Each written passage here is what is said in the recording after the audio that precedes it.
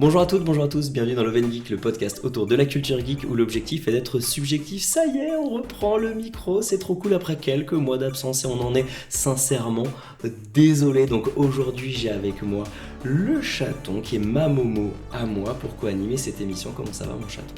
Eh bien écoute, ça va très bien. Je suis heureuse de reprendre le podcast pour un manga et un animé aussi stylé que ça. Donc ça va être trop chouette, Trop chouette. ça va être trop chouette. C'est vraiment trop chouette. Et bah vu que tu trouves ça vraiment trop chouette, heureusement qu'on a aussi la brioche qui est là pour relever le niveau. Oui. Ça y est, elle a loupé son entrée. Bonsoir à tous. Moi aussi, je suis ravie d'être là ce soir pour pouvoir débriefer sur Dan Dadan ou Dan. Enfin bref, on aura l'occasion d'en débriefer. On aura l'occasion de parler de cet opening de folie. Donc vous l'avez compris, aujourd'hui on va vous parler de Dan Dadan qui est pour nous un ovni qui sort un petit peu de nulle part, mais pas tant. On aura l'occasion d'essayer d'extirper un petit peu tout ça, tout ce qu'on pense de ce manga et de cette œuvre-là. Ça va être passionnant, en tout cas on est très contents. Alors avant de se lancer vraiment dans le débat, dans l'analyse, dans notre vieille analyse des fois qui est pas forcément très qualitative, mais on va essayer de donner tout ce qu'on a. En tout cas c'est fait avec le cœur. C'est fait avec amour, c'est vrai, c'est le principe un peu du podcast, c'est Love & Geek. L'important c'est de participer. Je suis pas tout à fait d'accord avec cette phrase. L'important c'est de faire de son mieux, mais l'important de participer, je ne suis pas sûr. Mais bref, on va peut-être réserver ça pour les podcasts de sport qu'on est toujours en train de préparer avec le Choufs. Bref, en tout cas, je recentre un petit peu tout ça, mais merci à Brioche pour ton intervention et la vie de ce podcast. Si vous voulez nous soutenir, n'hésitez pas à activer les notifications, à nous suivre sur vos plateformes d'écoute habituelles et sur Instagram, parce que Love & Geek c'est quoi ? C'est un podcast entre copains sur lequel on va parler de sujets divers et variés, des sujets qui nous plaisent, des sujets qui nous passionnent. Parfois c'est très sérieux, parfois c'est des tops, parfois c'est totalement what the fuck. Donc en tout cas, si vous voulez passer un bon moment avec nous, vous êtes les bienvenus. Je pense qu'on a assez blablaté, il est temps de passer au cœur du podcast. Dan Dadan, un ovni de Netflix, c'est parti, jingle.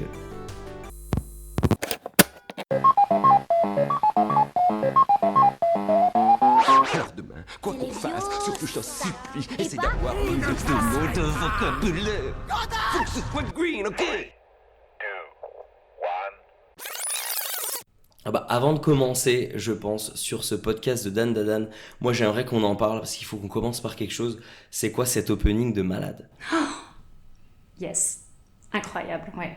L'opening, je trouve qu'il est à l'image du manga. Ça veut dire que les premières secondes correspondent au premier tome où tu te dis mais qu'est-ce que c'est que ce truc ? Et puis après tu commences à dire c'est pas mal, c'est stylé. Et puis finalement au bout de quelques tomes tu t'ambiances grave et c'est exactement ce que je trouve que ce que ça me procure en tout cas cet opening de fou. Mais t'as raison, c'est peut-être fait exprès d'ailleurs. Est-ce qu'il serait pas très fort en post-prod pour nous faire quelque chose d'assez stylé ? Mais c'est vrai que visuellement, déjà, il est incroyable, il est pop, il est moderne, il y a quand même des images qui sont très belles aussi dans l'opening, mais la musique... Non mais la musique, elle est dingue. Elle est incroyable. Et d'ailleurs, c'est trop drôle pour la petite anecdote. En fait, quand on regarde l'opening, il y a un moment où c'est écrit donc le nom en fait du groupe qui les Creepy Nuts. Les Creepy Nuts. Sauf qu'en fait, c'était au moment où il y a les serpos. Et moi, je croyais qu'en fait, c'était juste pour dire oh là là, c'est des Creepy Nuts. Et en fait, pas du tout, c'est juste le nom du groupe. Mais j'ai trouvé trop cool. L'opening, il est vraiment incroyable et il apporte une touche. Alors, je trouve pour le coup, l'opening apporte une touche en plus à l'animé par rapport au manga. Il le rend encore plus sexy, je sais pas si je peux le dire comme ça. En fait, ils ont surfé sur la vague de Mashle en fait, parce qu'ils sont partis d'un opening pour rameuter les gens et je pense que c'est ce qui a donné aussi envie de regarder l'animé quoi. D'ailleurs, Mashle, c'est Creepy Nuts. C'est les mêmes avec cette petite choré là. C'est pas les serpos, c'est les Creepy Nuts. Alors, soit dit en passant, la choré qu'on retrouve dans Dan Dadan, est vraiment stylé parce que Momo, elle fait un extrait d'un clip de Rihanna et derrière, on a Gigi et Okarun qui sont en train de faire le prince de Bel-Air, comment il s'appelle, ce personnage secondaire là qui danse Carlton, ouais. ce Et bon c'est vieux quand Carlton. même, enfin, je veux dire, ça c'est quand même trop drôle et c'est hyper pop culture. Mais Ouais, c'est surtout pop que culture, je me demande si... alors c'est fou parce que j'ai déjà oublié l'épisode 1 alors que là on sort de l'épisode 8, c'était il n'y a pas si longtemps que ça. Je crois que l'épisode 1, il démarre par le générique. Je dis peut-être une énorme bêtise. Je sais Je plus. me souviens plus ça. Je me demande si ça démarre pas par le générique en mode ça t'envoie le ton direct. Je suis pas sûre. Non, Je crois que me ça trompe, démarre je- par la rupture de Momo avec son ex. Où elle se fait déblayer. Ouais. Se fait jeter. Je me souviens plus Ok. de ça. Bah, en tout cas, moi dommage, c'est... on va devoir les C'est, revoir. ouais, trop dommage. Mais en tout cas, cet opening, moi, je l'écoute en boucle. Je pense que sur les 17 ou 18 millions d'écoutes, je pense qu'il y en a 5 millions de moi-même dans ma voiture avant d'aller au taf. Mais Tellement c'est- ça donne la pêche. La hype de cet opening et de cette chanson, c'est quand même un truc de fou. Enfin, moi, je l'entends de partout. Je pense Elle s'est beaucoup repris, ouais. ouais, C'est tous beaucoup les, repris. tous les gens qui aiment les mangas, ils doivent avoir sur leur fil d'actualité Creepy Nuts. Enfin, c'est obligé. Non. Parce que vraiment, Ça a c'est- créé un gros buzz, mais à juste titre. C'est ultra qualitatif dans l'animation, dans la couleur, dans la musique. Tout est bien choisi, vraiment. Et ça nous laisse juste un peu deviner ce qui se passe Oui, dans c'est l'histoire. fait avec beaucoup C'est- de douceur. Je vais regarder un truc qui va être trop cool, Ouais, alors, trop dessus, quand même, il y a des trucs drôle. qui font un peu peur, mais c'est subtil, je trouve. Même, on voit un moment la transformation d'Okarun, mais Oui. elle est cool. Elle est vraiment Ouais, elle un fait peu... vraiment badass dans l'animé. Ouais, alors que là, elle est un peu floue. Enfin, j'aime beaucoup parce qu'il est subtil. En plus, l'opening, on rentre pas du tout dans le vif du sujet trop violemment. Oui, et puis si ça peut donner envie aux gens de découvrir Dan Dan Dan, mais moi je signe direct. Enfin, franchement, il est trop bien. Cet Il est opening. trop bien. J'ai rien Il est d'autre à what the dire. fuck, mais il est trop bien. Il Il est est- vraiment- Puis, souvent dans un opening, tu vois parfois presque des images subliminales où les personnages secondaires, t'as pas le temps de les voir, t'as pas le temps de les assimiler et t'es obligé de le regarder 4 fois des fois pour voir toutes les Oui. images. Et là, je trouve que justement, le personnage de Gigi, le personnage de Eira, ils sont vraiment hyper mis en valeur au même titre qu'Okarun et... Peut-être pas au même bah, titre, mais un quasiment, peu, ils ont on les leur voit. gros plan. Mais je pense que Le gros plan de Gigi est juste génial. je pense que c'est pas un hasard aussi qu'ils aient fait des gros plans comme ça fixes et pas animés pour montrer vraiment aussi la qualité du dessin, enfin la qualité des personnages, de leur chara-design, pour dire regardez ce que vous allez voir, parce qu'on va l'animer, mais à la base, c'est les persos sont ultra charismatiques. It's very dope. En tout cas, ça donne envie de regarder Dan Dan Dan et on va vous expliquer pourquoi. Tiens, toi la brioche, qu'est-ce que t'as pensé d'une manière générale de Dan Dan Dan? Commençons par ça et après on va détailler. Alors, la première fois que j'ai regardé Dan Dan Dan, j'ai dit what the fuck. Ok, je pense qu'on a tous eu la même pensée. Et en fait, j'étais intriguée et limite un peu rebutée sur certains aspects, Ok, mais intriguée, et tellement que je ne pouvais pas m'arrêter. d'accord. Et du coup, j'ai vraiment enchaîné les 3 premiers épisodes comme comme un verre de lait. Et pardon, j'ai pas réussi à trouver une bonne analogie. Waouh, ça donne trop envie. Un bon verre de lait. Franchement, il y a Un quand bon même ça. cacao. Mais vraiment, pardon. J'ai pas trouvé un truc. C'est vraiment le truc qui me fait le moins kiffer, quoi. Un bon verre de lait. Mais si vous nous écoutez, c'est quand même un peu plus stylé qu'un Non, parce bon qu'en verre fait, de lait. Je pensais à l'expression ça se boit comme du petit lait. Donc c'est pour ça que j'ai dit un verre Non, de mais lait. c'est bien que t'expliques ce qui se passe un peu dans ta tête. Voilà, mais du coup je les ai enchaînés direct et puis du coup plus on avance dans les épisodes, plus on a un attachement très très très très fort au perso. Ok. J'ai trouvé que l'attachement au personnage il était quasi instantané dès le 2e épisode et plus les méchants qui sont ultra caricaturaux dans leur Oui. design parce qu'on a un trait mais tellement magnifique sur les persos qu'ils sont horribles tous les méchants, ils ont un trait, ils sont très bien dessinés, hein, je dis pas qu'ils sont pas bien dessinés mais ils sont grossiers, ils sont ils sont vilains, ils font méchants. Et en fait, on se rend compte que ces méchants, ils sont plus complexes aussi. Oui. En fait, on se rend compte que l'œuvre, elle est faite pour les grands. Elle est complexe. Et du coup, moi, ça m'a beaucoup plu. Parce que ça faisait longtemps que j'avais pas vu un animé qui me faisait ressentir ça. Où je me dis, c'est vraiment un animé pour moi, pour une grande personne. La dernière fois que j'ai ressenti ça, c'était pour l'Attaque des Titans. Ouais. Et quand tu dis que ça t'a rebuté au début, c'est quoi qui t'a rebuté? Alors moi, l'histoire des serpents qui veulent voler les organes reproducteurs de Momo, je me suis dit, en fait, je sais pas où est-ce qu'ils vont s'arrêter là. Parce que moi, je connaissais pas du tout l'œuvre, donc je me dis, mais dans cette folie japonaise, est-ce qu'il va y avoir une fin? Est-ce qu'ils vont s'arrêter à temps? Parce que je me suis dit, est-ce que je vais pas aller flirter avec le hentai, chose que j'avais pas du tout envie d'aller voir. Ouais, mais parce que c'est tellement mystérieux que tu t'attends pas à ça, c'est plus que t'es surpris. Parce que tu parlais de l'attaque des titans, bon, tu sais que ça va saigner, tu sais que ça va être dramatique, donc t'es un peu estomaqué, mais t'es pas surpris. Là, tu regardes l'épisode, t'as la mémé turbo qui veut te pomper le dard, et t'as les serpos qui sont à moitié en train de violer Momo, tout simplement. Enfin, c'est vrai que, petite surprise. Ouais, grosse surprise, j'avoue, sur le premier épisode. Et en effet, c'est bon, pour les auditeurs, le premier épisode, il est dérangeant, c'est clair. Mais les autres épisodes sont beaucoup moins dérangeants. Après, moi, je suis pas allée aussi loin que vous dans la lecture du manga. Je pense que ça peut être un peu dérangeant par la suite, au vu de ton petit rire machiavélique. Mais je trouve que, par contre, si on reste open-minded, cette séquence, elle est what the fuck, mais elle ne résume pas l'animé. Hein, okay. Donc, je me suis fait violence pour regarder la suite, parce que c'est vrai que sans ton conseil, et juste comme ça, si j'avais découvert l'animé, peut-être que je me serais arrêtée là en me disant qu'est-ce que je suis en train de regarder. Mais en fait, je savais que c'était qualitatif, donc j'espère que vous qui nous écoutez iront dépasser... Oui. Vous irez dépasser ce premier épisode. Faut sortir un petit peu de l'épisode 1. C'est ce que tu as ressenti, toi, d'une manière générale, sur l'œuvre, Chaton?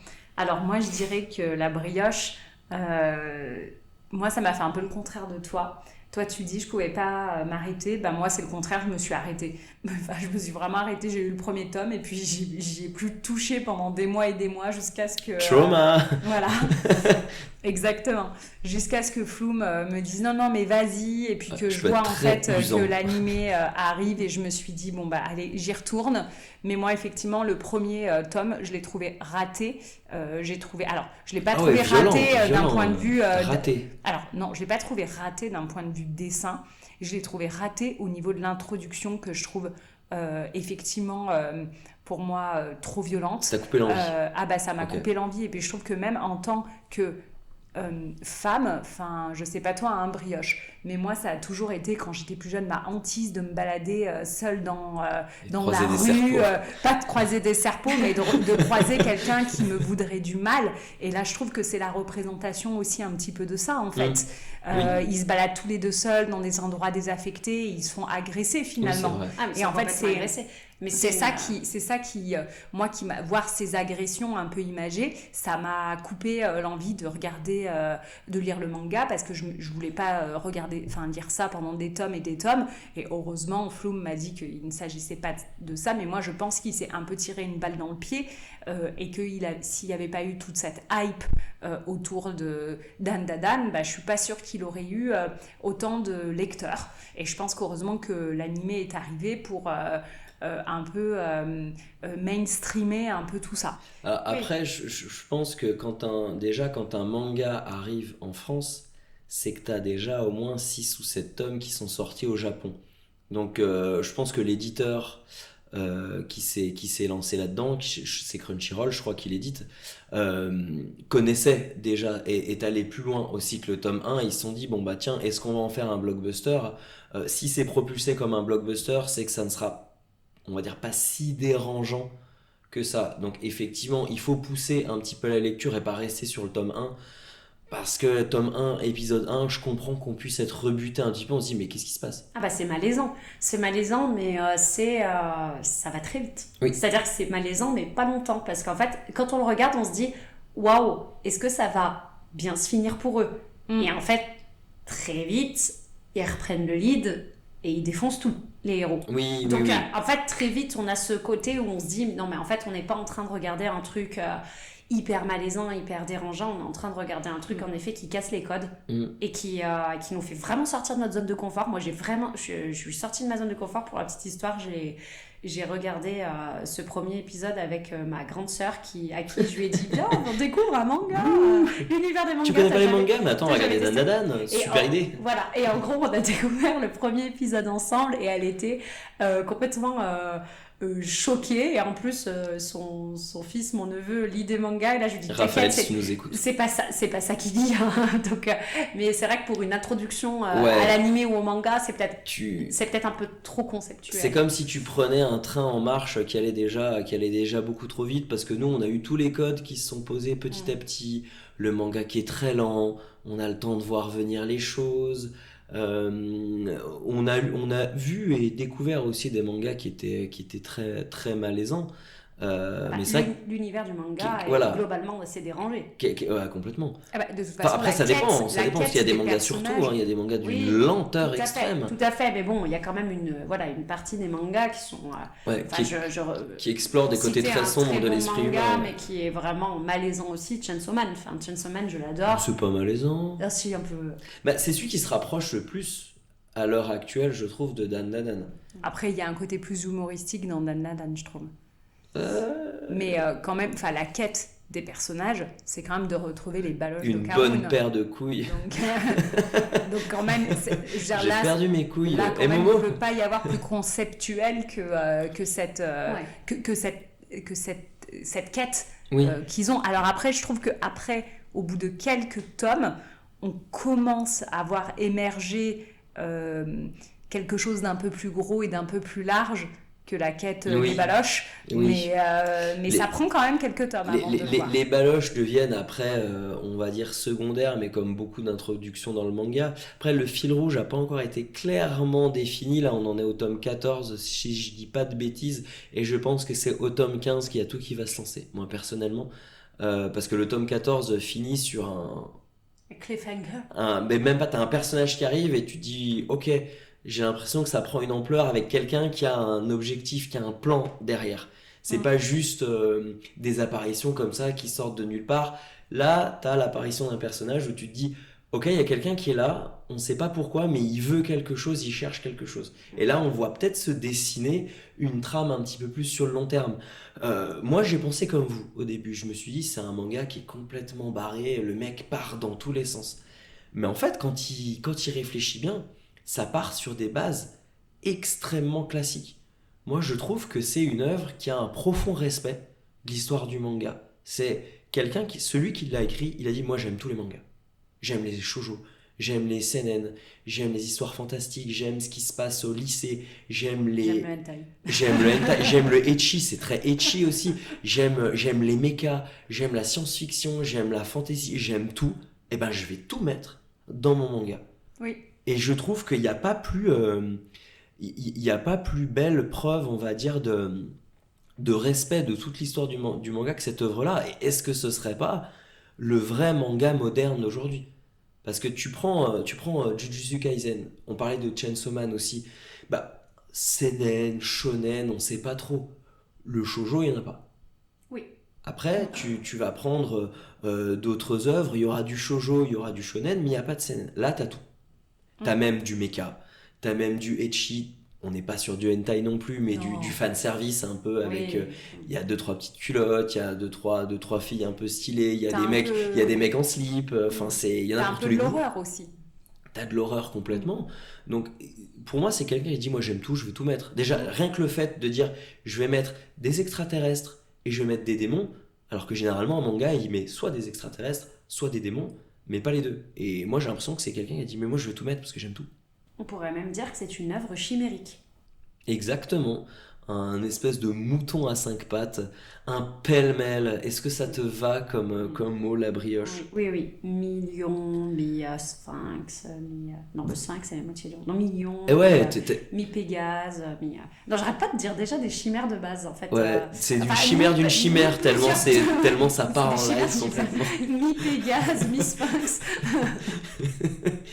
Très bien. Mais surtout que dedans, en plus, tu as des références à Dragon Ball, à Toriyama, clairement, avec Gigi, à un moment qui fait une référence plus que capillotracté. Tu as des références. Moi, j'y vois aussi du Gundam avec les mechas. Gundam, c'est le Star Wars japonais avec un univers hyper riche. J'y vois un peu du Bleach aussi. Je suis un peu allé loin. Mais moi, j'y vois du Bleach. Ouais, avec ces êtres qui sont pas vus par tout le monde, comme les holos, qui arrivent dans un espace, d'un coup il fait sombre, t'as des personnages qui apparaissent, je sais pas, moi j'y vois un mélange de tout et c'est Après t'as pas stylé. Le même truc que tu retrouves dans Bleach, qu'à savoir que les méchants, plus ils sont bien dessinés, plus ils sont puissants. Là je trouve que c'est le contraire, plus ils sont what the fuck et plus ils sont puissants. Moi tu vois, j'y vois du One Piece et du Fairy Tail. T'as une liberté dans le dessin où un méchant, même s'il est moche, comme tu dis, il peut être extrêmement puissant. On retrouve vachement ça dans One Piece, on retrouve vachement ça dans Fairy Tail, même si je déteste Fairy Tail. Faut dire qu'il a une touche quand même Mashima assez avec beaucoup d'originalité, beaucoup d'imagination aussi. Mais moi j'y vois quelqu'un qui a grave du talent et qui dit moi je veux tout mettre. Poussez-vous, je vais faire un manga, je vais tout mettre moi. Et bizarrement c'est réussi. Et c'est très réussi et c'est notamment aussi réussi parce que je voudrais qu'on aborde maintenant, à savoir les personnages. Quel est votre personnage? Tu sais que c'est tout le temps ma section préférée dans chaque podcast, de parler des personnages. Eh ben la brioche, quel est ton personnage préféré? Roulement de tambour. Je le fais pas parce que ça va se faire saturer le micro.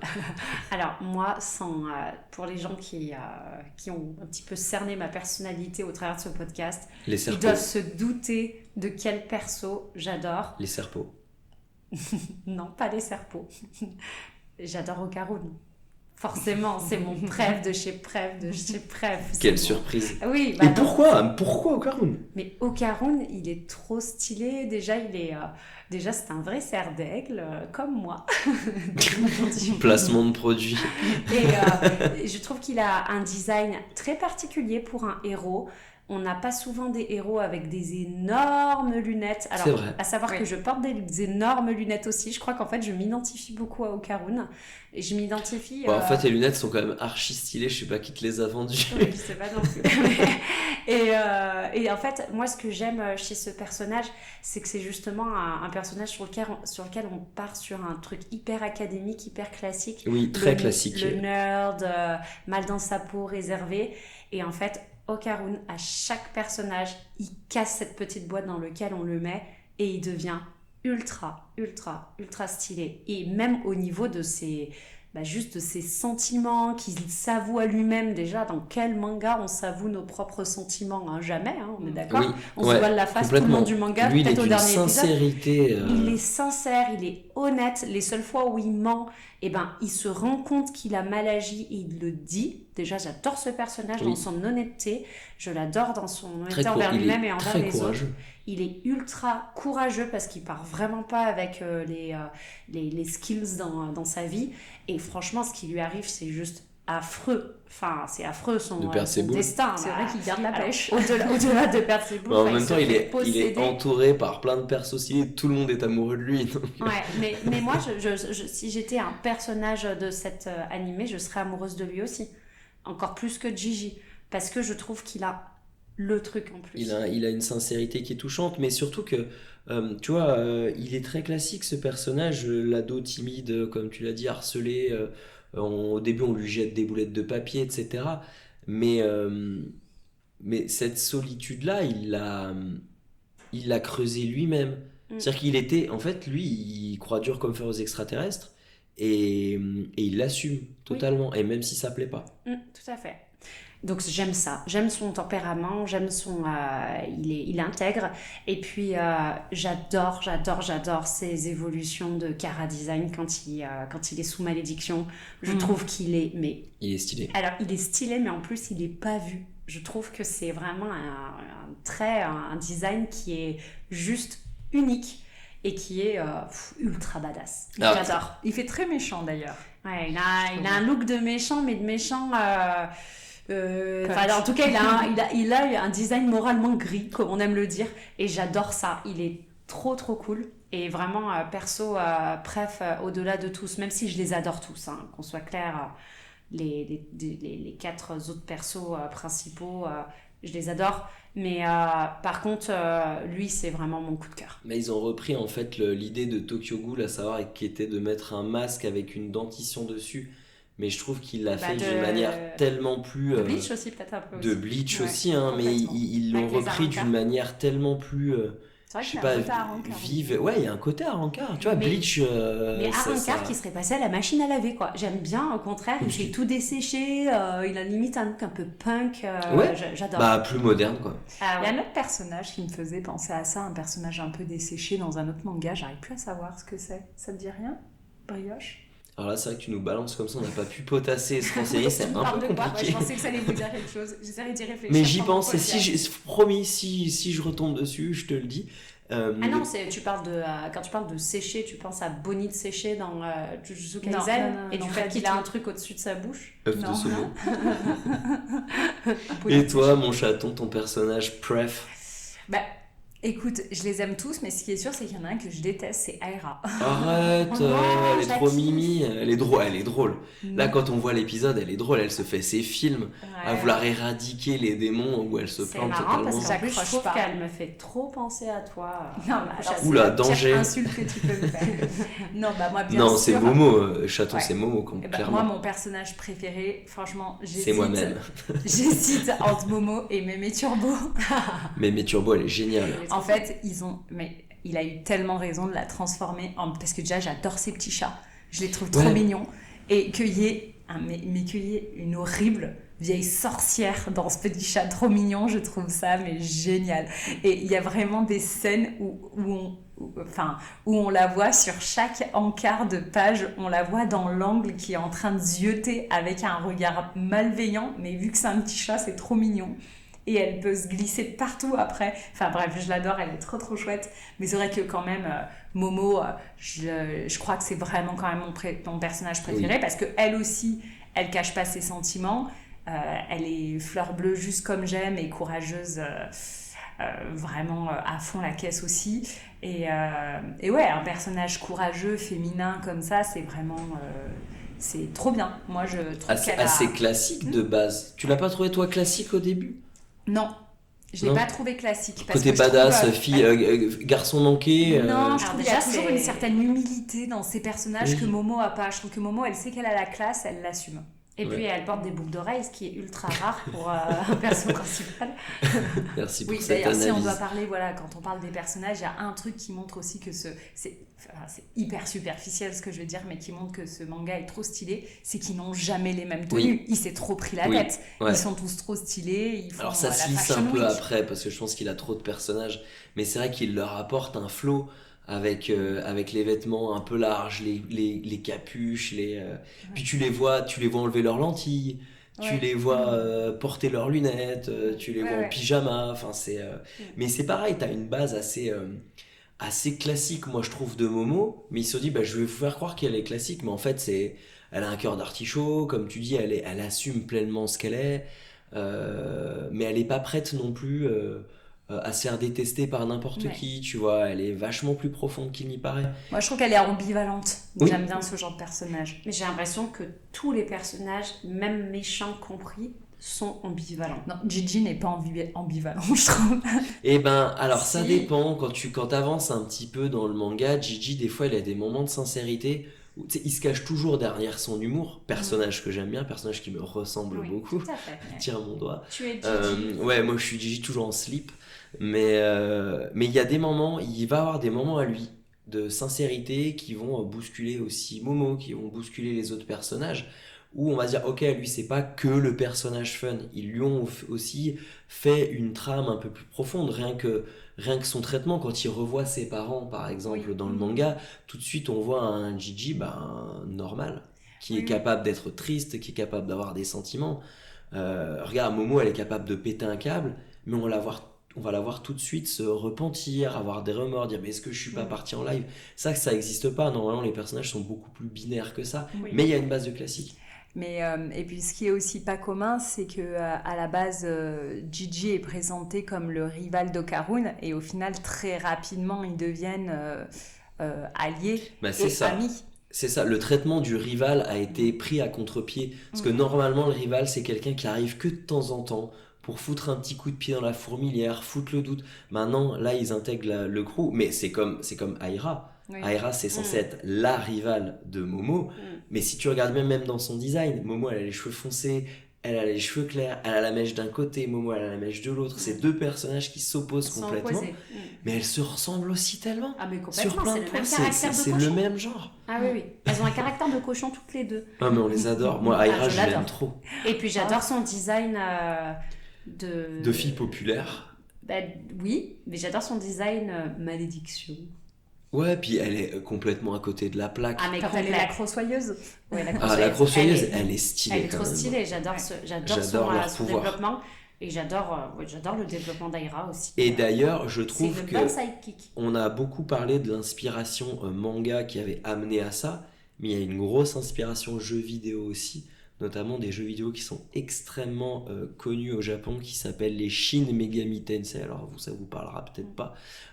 Ça te parlera peut-être plus, toi, chaton, sur tout ce qui est saga Persona. Tu m'avais acheté un jeu qui s'appelle Persona. En fait, c'est juste des héros qui sont lycéens et qui, pour, on va dire, sauver le monde de la ruine, vont se faire posséder par des esprits, par des entités, par des personas, pour avoir un côté ressembler un petit peu à des démons et avoir des pouvoirs parallèles extrêmement proches. Donc on sent aussi l'inspiration là-dedans. Je reviens sur Mémé Turbo, personnage génialissime. Y mettre un personnage complètement décalé dans une petite poupée mignonne, ça c'est pareil, c'est quelque chose qu'on a toujours vu et qui est toujours aussi efficace.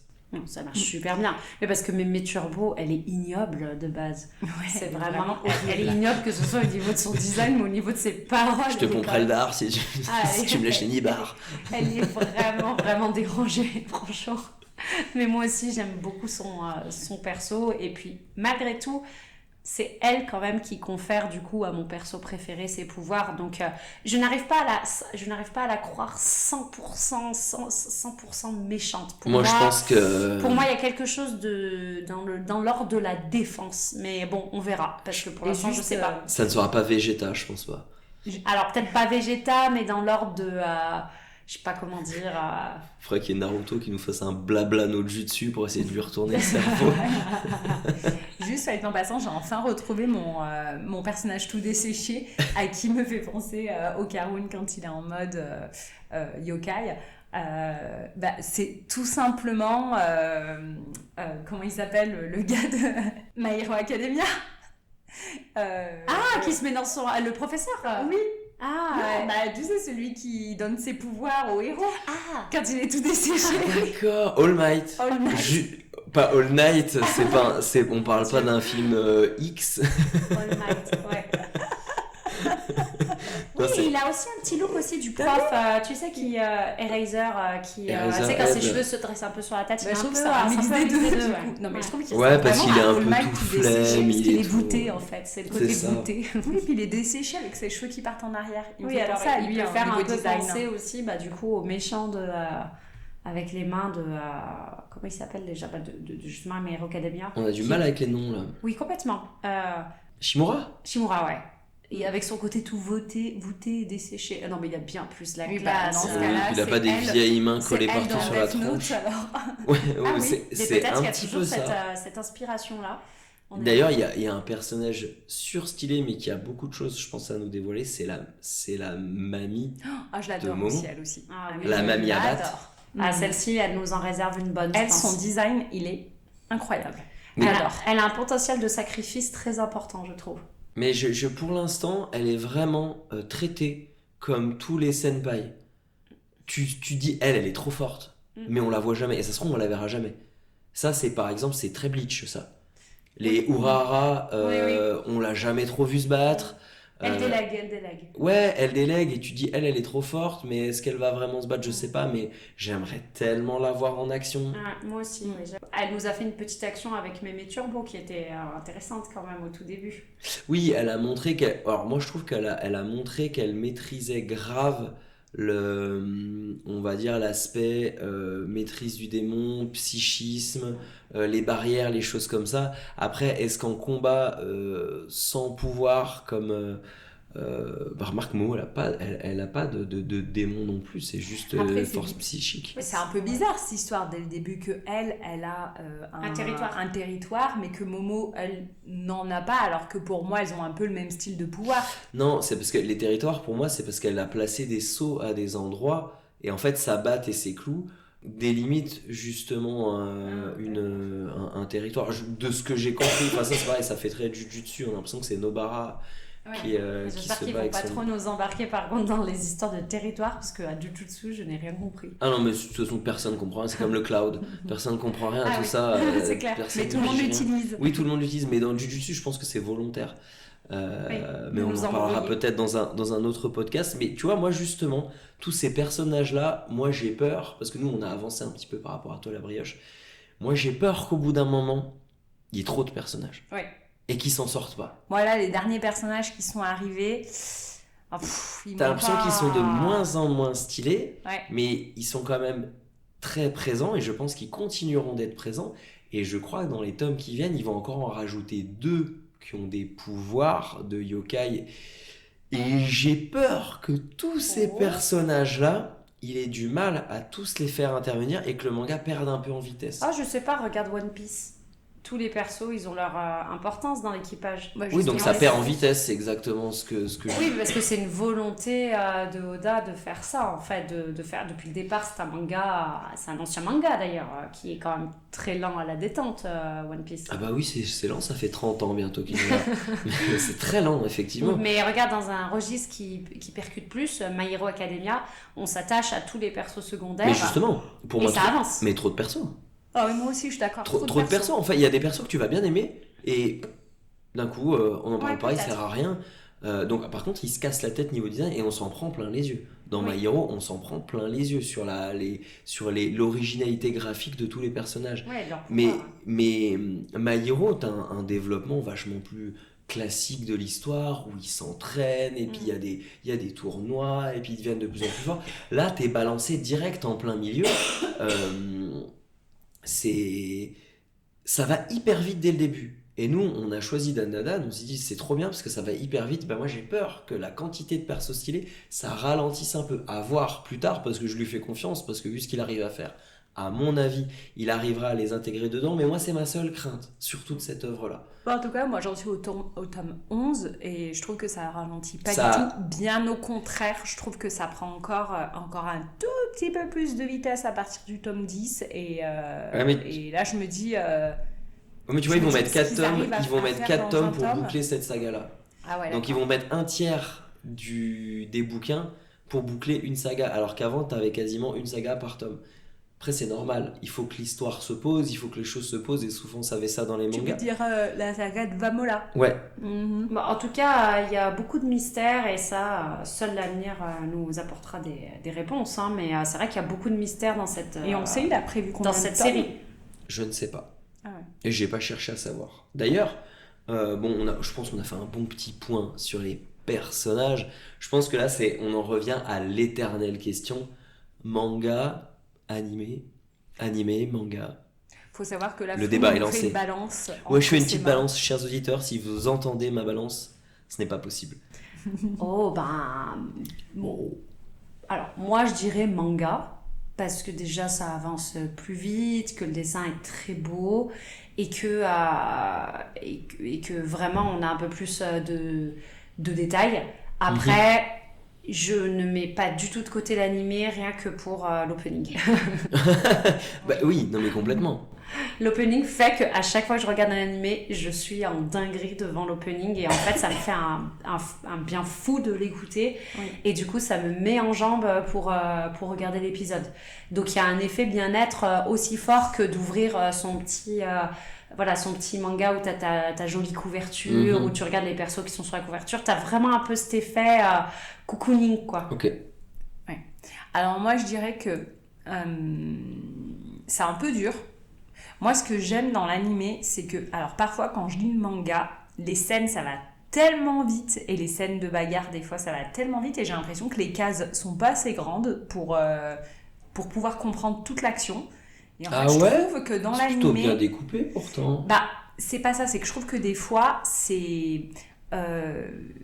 Il y a certaines scènes, alors moi j'adore, en fait quand je lis ce manga, ce que j'aime justement c'est le rythme, c'est que c'est un page turner et que je peux les tourner très vite mes pages. J'avais dit que je le placerais dans le podcast, vous allez faire rire. C'est le page turner. Voilà, mais c'est réellement non, un c'est page vrai, turner. c'est vraiment un page turner. Mais du coup, des fois, je trouve que quand tu lis vite, t'arrives pas à saisir l'action complètement, alors que quand j'ai regardé certaines scènes dans l'animé, je me suis dit ah ok, bah, il est encore plus stylé finalement le combat comme ça. Tu penses à la crossoyeuse par exemple, la crossoyeuse, tout à fait. Mais ça c'est à cause de ses cheveux. Mais après c'est parce que limite t'as l'impression quand tu lis le manga tu lis un storyboard en fait, tu veux le voir de manière animée. Moi, je le trouve vachement bien découpé, le manga. Je comprends pas les scènes. Tu vois, par exemple, il y a certaines scènes que je vais lire dans le manga et je vais me dire, mais par exemple, il y a un coup qui part et t'arrives pas à savoir le coup, qui est-ce qui l'a reçu et qui est-ce qui l'a donné. Effectivement, oui, c'est vrai. Dans certains mangas, c'est beaucoup, beaucoup plus lisible. Notamment, je trouve, sur le combat entre Gigi et Okarun. Spoiler, mais bon, pas trop non plus. À un moment il se frite et c'est vrai qu'en manga t'as du mal à comprendre ce qui se passe. Alors que je pense d'ailleurs que dans l'animé je pense qu'il sera dinguissime. Mais... Oui, et puis juste aussi on enfonce une porte ouverte mais les couleurs quoi. Enfin, c'est vrai que le manga est en noir et blanc alors que les couleurs de l'animé sont incroyables, c'est hyper pop. Les musiques, les couleurs, il y a tout pour t'ambiancer bien correctement quoi quand même.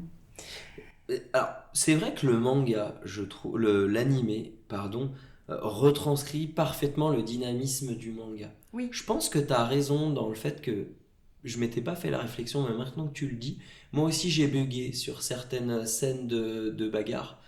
Et c'est vrai qu'en animé, c'est plus facile parce qu'on va voir la portée du coup, on va voir le mouvement. Le découpage est peut-être pas assez fluide des fois dans le manga. Après, moi je préférerais toujours le bouquin parce que justement, c'est un manga déjà qui va assez vite. Des fois, tu as le temps de te poser, de souffler, d'admirer aussi ce que tu regardes. Et ça te permet, toi, de faire des propres pauses. Alors que quand tu regardes Dan Dan Dan, l'épisode 1, t'as envie de faire pause sur ta télé, tellement ça va vite, quoi. Alors, je trouve que du coup, le côté comique, il est plus intéressant dans le manga que dans l'animé. Oui, les poses des persos, les dessins des persos dans le manga, ils sont hilarants. T'as le temps de bien les voir, de bien les regarder et vraiment tu tournes ta page, tu vois une tête de Gigi et tu te marres quand même vraiment juste en regardant sa tête, t'as même pas encore lu la bulle. Je suis d'accord, ils sont plus rigolos dans le manga. En tout cas, c'est quand même le pari est quand même réussi. Complètement, ouais. C'est une très belle adaptation. C'est une des rares œuvres où d'habitude moi quand je lis un livre et qu'il y a l'adaptation cinématographique je me dis toujours que c'est moins bien et qu'il manque des choses. Là je trouve que c'est parfait, ça se complète. Tu vois, les animés pour moi c'est toujours un vecteur supplémentaire de j'aime trop cette œuvre, je veux la voir différemment, je veux la voir sous un autre angle. Donc il va y avoir de la musique, il va y avoir de l'opening, il va y avoir des paroles, des intonations, des choses qui te font renforcer l'amour de l'œuvre que tu as lue. Parfois on le retrouve pas, mais là c'est complètement le pari est réussi parce qu'on est dans une continuité totale de ce que le manga peut procurer et peut proposer, mais vraiment l'idéal pour moi c'est les deux. Oui, ça procure en fait une émotion qui est similaire. Tu découvres une œuvre, tu la découvres limite différemment, comme tu dis, on va voir ça sur un autre angle et ça donne de l'élan. Et franchement, le fait que Netflix propose ça, qui qui va rendre Dan Da Dan accessible à tous, si ça peut populariser le manga et qu'il fasse de Dan Da Dan un blockbuster et qui dure 5 ou 6 ans, mais moi je prends directement. Tout à fait. C'est d'ailleurs, pour détailler un petit peu plus dessin versus animation, t'as commencé à introduire tout ça, la brioche, que je trouvais super intéressant, c'est le côté pop et le côté coloré. Le contraste qui est proposé entre l'ambiance du manga et la charte graphique, c'est incroyable. Enfin, je sais pas ce que vous en pensez. Enfin, tu le retrouves quand même sur les couvertures des mangas. Oui. T'as ce côté pop, je trouve, sur les couvertures des mangas, qui est vraiment complètement... t'as l'impression de prendre un manga écrit dans les années 90-2000, alors qu'en fait, pas du tout. C'est très fluo, c'est très coloré. Et ça contraste tellement avec certaines thématiques qui sont assez lourdes, qui sont un petit peu dures. Oui, c'est vrai. Ça apporte de la joie et de la douceur dans ce côté un peu malaisant qu'a l'histoire, en fait. Et ça fait penser, et justement, on parlait de Chainsaw Man tout à l'heure, c'est exactement ça.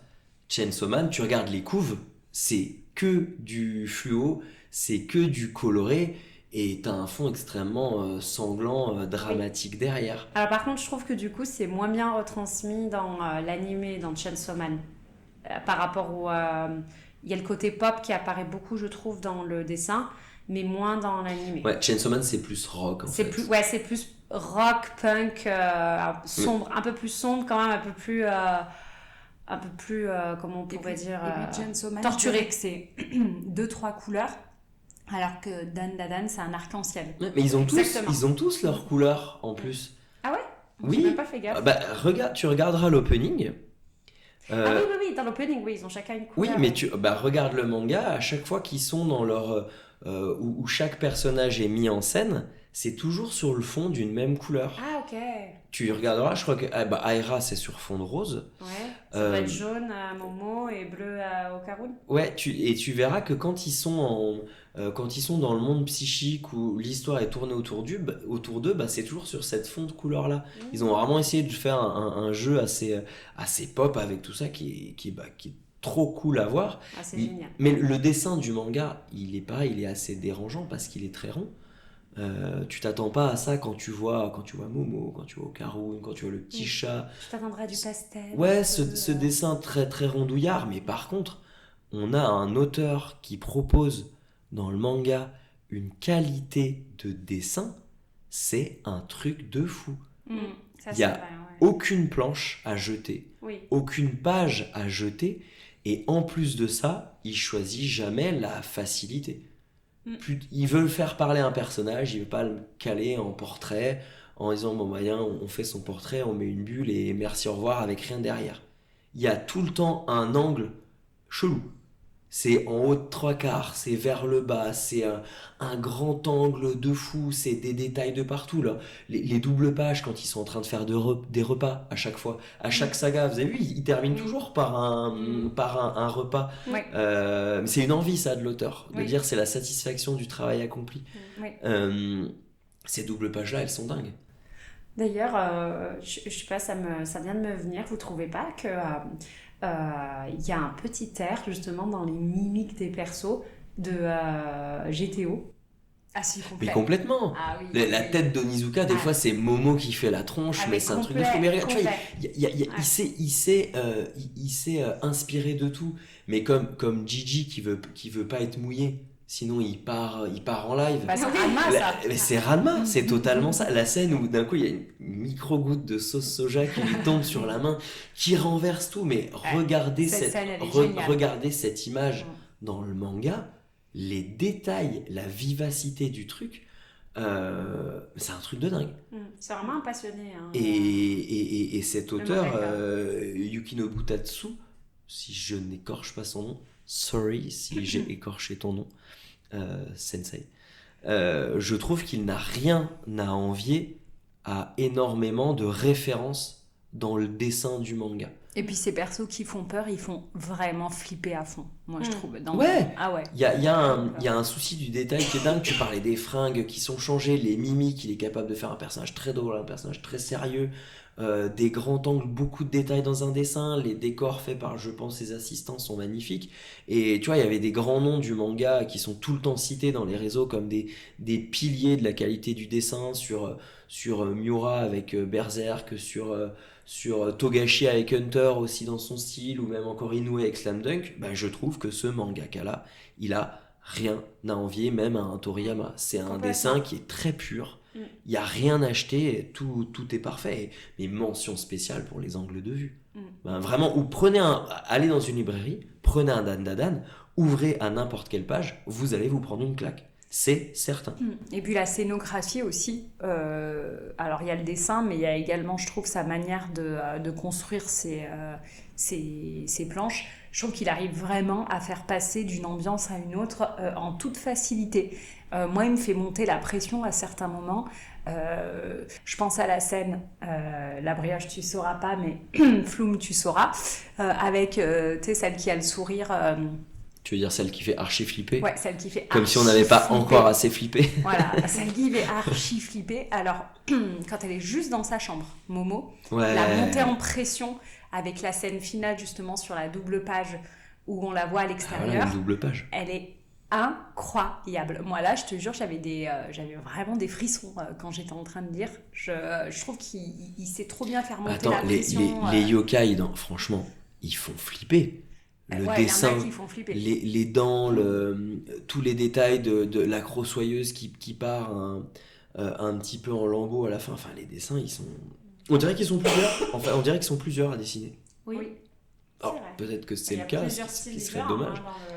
Dans le dessin, hein. C'est vrai que...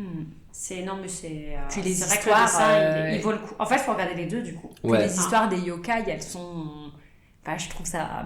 On sent que c'est un artiste qui s'est renseigné, qui est aussi probablement fasciné par tout ça, parce que quand même, je trouve que toutes les histoires qu'il y a derrière chaque yokai, elles sont hyper lourdes, émotionnelles. Je trouve que c'est l'épisode 6, non, c'est celui qu'on avait vu avant, 7. Avec la crossoyeuse. C'est le 6 ou c'est le 7 quand on a l'histoire de la crossoyeuse? C'est le 7, je crois. Oui, c'est l'épisode d'avant, c'est l'épisode 7. Franchement, je le trouve génial cet épisode. Il est génial. Puis surtout que ce qui est hyper intéressant, c'est que on commence à avoir l'habitude, nous qui connaissons les mangas, mais on a une immersion totale dans la culture japonaise, parce que cette culture du yokai, c'est hyper ancré en fait chez eux. Et tous ces personnages-là, au Japon, ils sont ultra connus. Ils les connaissent, ces yokai-là. Donc ça doit être aussi hyper intéressant de les voir... prendre vie, prendre forme et participer aussi comme ça, que ça soit pas juste des méchants, que ça soit des entités peut-être plus incomprises. Et Momo est là en tant que médiatrice, c'est exactement la brioche. Merci d'être là parmi nous ce soir pour relever le niveau de vocabulaire. Ouais. Mais il est beau ce moment quand elle va justement dans le passé de la crossoyeuse. Et que quand elle est à genoux et elle dit à Okaru n'y va pas, et qu'en fait elle pleure.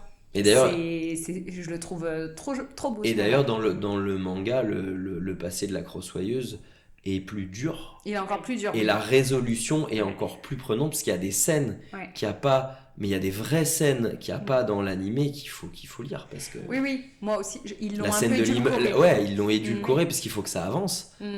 Mais du coup, et par exemple, tu vois, ils ont enlevé, justement dans ces scènes où on voit qu'elle travaille, son métier, où elle se prostitue, ils l'ont dans le manga, on voit bien qu'elle se prostitue, alors que là, c'est un peu suggéré en mode, bon, vous avez deviné, mais on veut pas le dire vraiment. Quoi. Oui.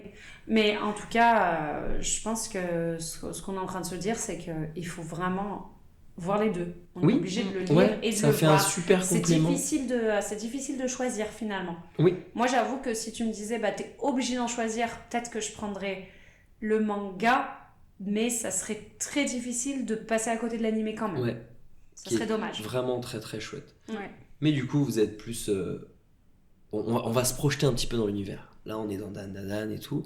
À la base, parce que tout part de moi je crois aux yokai et moi je crois aux extraterrestres. Vous pensez quoi de tout ça? Dans l'univers de Dan ou non, ici, dans notre univers? Mets-toi à la place des personnages, t'aurais tranché je crois aux extraterrestres, je crois aux yokai ou je ne crois en rien. Moi, j'aurais été Okarun, la science, les extraterrestres, forcément. Moi, c'est yokai. Ah ouais? Ah bah oui. T'es flippante, toi? Ouais, ça me fait trop peur moi-même. Attends, pourquoi à ton avis, dès que t'es pas là, j'allume toutes les lumières? Ah ouais, moi je suis totalement extraterrestre aussi. Mais d'ailleurs, au moins comme ça, il y en a pour tous les goûts. Et puis, ça qui est cool. et puis globalement, pour moi en tout cas, dans les œuvres que j'aime regarder, je suis plus sensible aux œuvres qui vont se passer dans le monde SF, extraterrestre, plutôt que dans les œuvres qui vont se passer au niveau des fantômes. D'ailleurs, je ne les regarde pas, ces œuvres-là, parce qu'elles me font flipper. Ouais, mais tu vois, c'est ça qui est hyper intéressant, c'est que souvent, les esprits, les démons, c'est vraiment connoté sur des œuvres très épouvante horreur.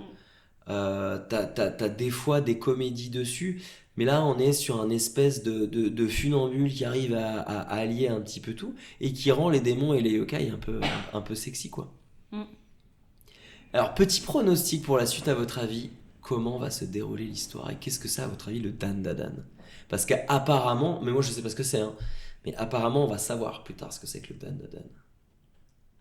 Quels sont vos pronostics dans ce gros foutoir? Moi, je pense que je suis celle qui en a lu le moins, je suis la moins avancée dans l'histoire. Donc, moi, de base, moi, quand j'y suis là, je me dis que finalement, les yokai sont les défenseurs de la Terre, finalement, même s'ils ne sont même s'ils sont, on dirait, malfaisants.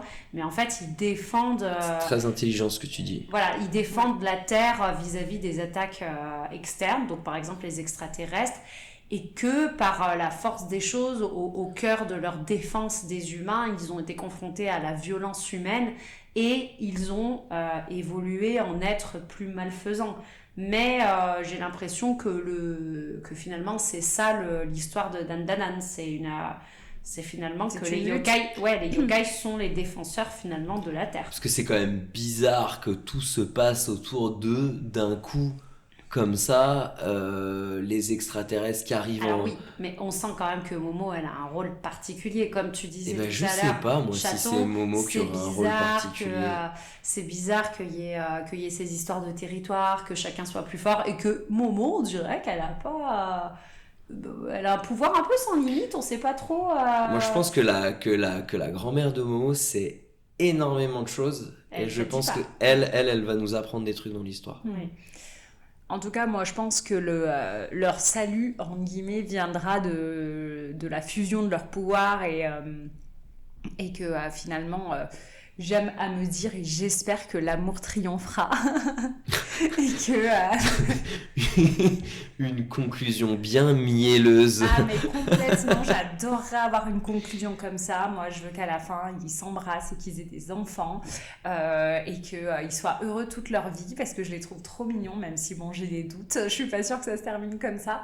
Mais ouais, moi, je pense que le Dan-Da-Dan, c'est probablement lié à leurs sentiments. Ouais. L'un pour l'autre. Oui, c'est une sorte d'âme-sœur ou quelque chose comme ça, peut-être. Une sorte de lien d'âme-sœur. Peut-être. Moi, je sais pas encore ce que c'est. J'arrive pas trop à trancher. Pour moi, le Dan-Da-Dan, c'est une espèce de force qu'on trouve déjà que chez les humains. Parce que pour qu'il y ait des envies comme ça de venir là-bas chez les humains, je pense qu'il y a quelque chose qui attire un petit peu tous ces malheurs-là. Et je pense qu'effectivement, le Dan-Da-Dan, c'est on dirait un rythme de cœur qui bat, tu vois. Enfin, moi, ça m'a fait tout de suite penser à ça, et ça va avec les sentiments. C'est... Est-ce que c'est pas l'amour qui va faire un level up à quelqu'un? Tu vois, c'est intéressant en plus que tu parles de l'amour et des sentiments, parce que c'est le dernier point, moi, que je voulais aborder sur ce podcast-là, c'est à quel point on a un manga quand même d'action qui est très vif, mais qui nous fait une exploration des sentiments amoureux, des sentiments d'attachement, de l'adolescence, etc. Où pour une œuvre japonaise, c'est très avant-gardiste. Enfin, vous qui connaissez les shoujo, par exemple. Ah bah oui. Parlez-nous un petit peu du contraste entre Dan-Da-Dan et les shoujo classiques. Bah, déjà, il y a des contacts physiques dans chaque tome. Donc ça, c'est... la jalousie n'est pas cachée. Normalement, la jalousie, elle est cachée et incomprise. Et puis, bon, bah moi, j'ai un petit peu avancé dans les tomes et il y a quand même... il y a quand même des gens Ne balance pas la brioche, te regarde d'un mauvais œil. Des gens qui ne se voilent plus la face, quoi. Donc, Déjà, moi, j'en suis moins loin que toi, chaton, mais il y a déjà un truc dès le départ, dès les premiers épisodes, c'est qu'il n'y a déjà pas un voilage de face par rapport à eux-mêmes. C'est-à-dire qu'ils sont quand même assez conscients, qu'ils sont en train de changer, qu'ils ont des sentiments qui évoluent, et surtout, ils n'ont pas un ego ou une fierté mal placée vis-à-vis de ça. Et ça change beaucoup des autres mangas où il y a de l'amour. Puis arrêtons de tourner autour du pot aussi, quoi, franchement. Quelle perte de temps. Et puis, c'est peut-être parce qu'il y a de l'enjeu où ils frôlent à chaque fois la mort, alors que dans les shoujo, souvent, il n'y a pas ça. En fait, c'est lent, les shoujo. Et là, ils frôlent la mort à chaque fois, donc ils sont peut-être beaucoup plus conscients qu'ils n'ont pas de temps à perdre dans l'exploration de leurs sentiments. Et puis dans un shoujo classique, j'ai envie de dire que Okarun, tout de suite, il serait tombé in love de Momo, mais Momo, ça aurait pris plusieurs tomes. Alors pour qu'elle s'en rende compte. Alors que Momo, dès le premier tome, la scène où il y a l'explosion derrière elle et il lui dit la phrase que celui qu'elle aime bien, que son héros dit tout le temps, et là, c'est ça a transpercé son petit cœur. C'est visuel, tu vois le coup de foudre. Tu le vois, tu sais que ça y est, c'est fait. Elle est amoureuse de lui. Il y a eu un tome qui est sorti. Et ça casse tous les codes du shoujo. C'est hyper frais dans j'assume ce que je dis, j'assume ce que je ressens. Et on avance, et comme ça fait du bien, tu vois, là je suis en train de lire Blue Box dans un registre beaucoup plus lent, beaucoup plus tranche de vie, où il tourne autour du pot, mais qu'est-ce que c'est pénible. Au bout d'un moment, t'as envie de rentrer dans le bouquin et de les secouer, quoi.